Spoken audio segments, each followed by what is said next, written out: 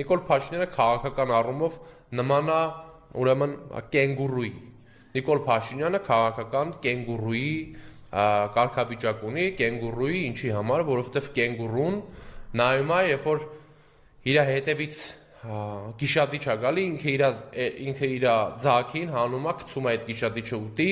որպեսզի ինքը կարողանա մի քանի կիլոմետր ավել վազի կամ առհասարակ փախնի այդ գիշադիչից։ Հիմա Նիկոլ Փաշինյանը այդ քաղաքական կենգուրուի նման հանում է իր ձագերին, իդեմս Հովիկ Աղազարյանի, Արգիշտի Քյարամյանի, Վահե Ղազարյանի եւ այլոց իրանց վրա հիմա ասում է, որ տեսեք ում մասին է ասում է, որ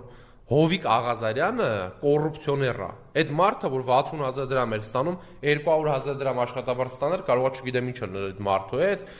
ինքը կոռուպցիոներ է, այսինքն Ալոն Սիմոնյանը կոռուպցիոներ չի, այնտեղ 1000 հոգի